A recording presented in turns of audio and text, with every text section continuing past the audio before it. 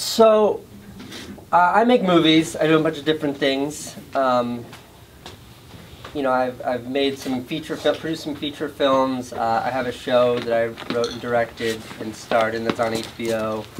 I wear a lot of different hats in kind of the filmmaking universe, but my favorite title is YouTube filmmaker. It's the one that I embrace the most. It's the one that says like on my Facebook page, because I think that's the coolest. I think it's the one that matters the most.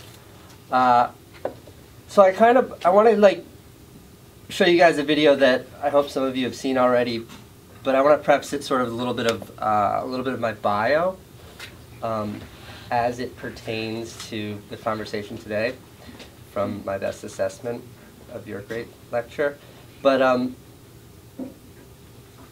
I would say that like if I had an official career title right now, or like if I had something that, like, I've never had a resume, but I think at the top of your resumes you put like what you are or how you define yourself. And I would say that like I'm a professional fuck up.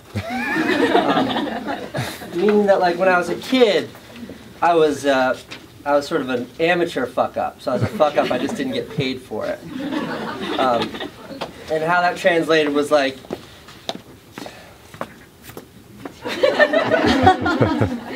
getting in a lot of trouble at school, getting thrown out of school a lot, just generally being told that I'm doing everything wrong, kind of my whole life. And that really didn't change until I moved to New York City. And then like as soon as I got here, it was like, oh, kind of everybody here does everything wrong. And which is why this place is so magical. And in kind of the last 11 years since I've been here is when I've gone from like the amateur fuck up to a professional fuck up. So I like, usually when I talk to kids about this, I try to say fuck less, but when I talk to kids about this, I use the word sublimate. So like all that energy I had when I was younger and all these things I wanted to do that everybody was like, no, no, no, no. Now, like in a much more refined way, I focus on those energies and I try to figure out how to like, different ways that they can manifest, and I can turn them into products.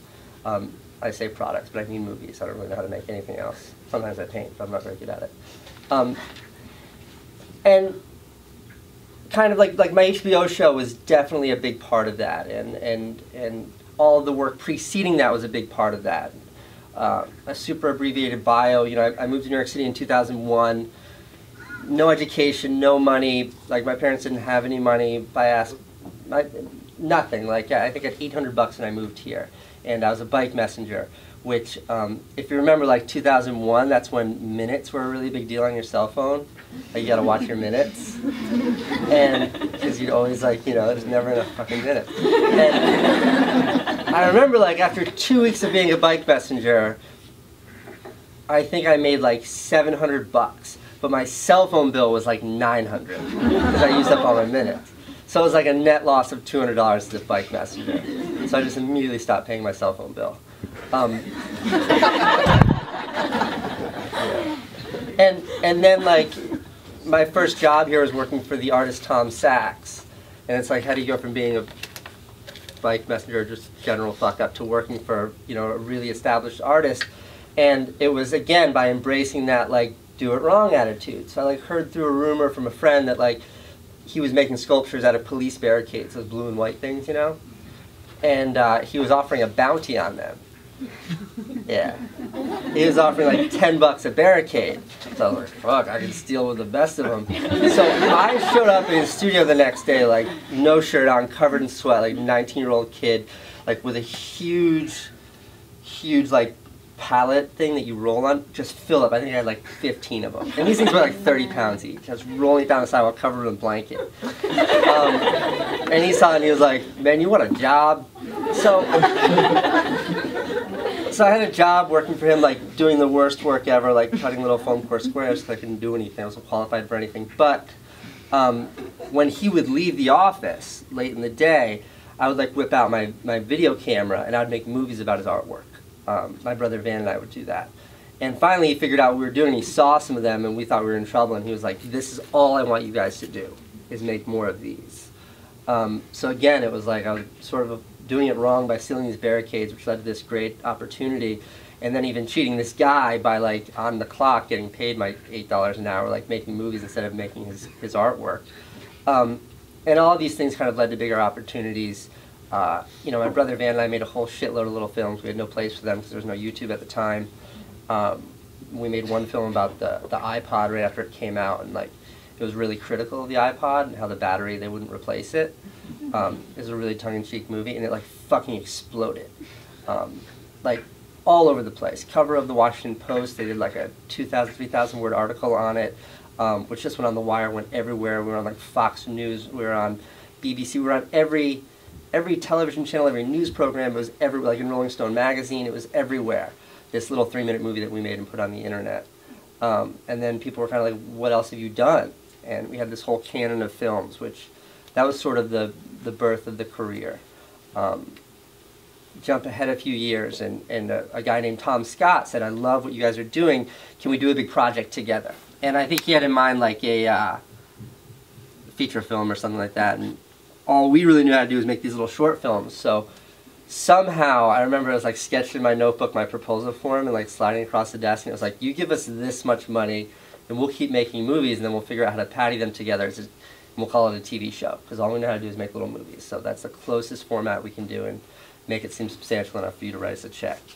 And he said yes. So we took a year and we made this really loose TV show. We started to tighten it up in the end, and then yeah, then we sold that show to HBO.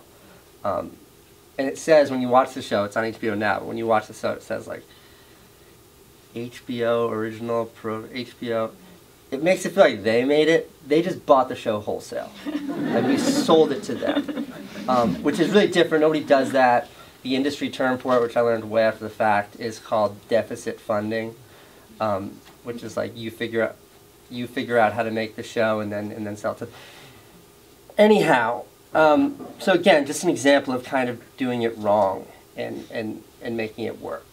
And if there's one lesson that I've learned through all of this, is that, and this is often what I talk to, you know, I was lecturing at, I did a TED Talk for high school kids a couple weeks ago.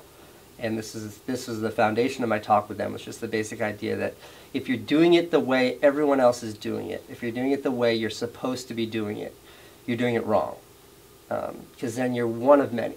And in what we do, what we all do, if you're doing what everybody else is doing, who gives a shit about it? Like, it's what everybody's doing. Like, you guys are here because you can think a little bit differently. So a good barometer for that, a good check, a good litmus test, if you're doing it right or if you're doing it interesting, is if everybody else is doing what you're doing, you're doing it wrong. So kind of the epitome of that is this film I made recently that I want to watch right now, only because I've never seen it on a screen this big. Seems like a really prime opportunity. And this movie, I'll play it and then we'll talk about it, but this is like the epitome of doing it wrong. The ultimate doing it wrong. Okay, hold on. Work with me here. How do you click this button, then click that button at the same time? Okay, I'm just going to try. Ready? While it's thinking, while it's thinking. I'm going to make it really loud.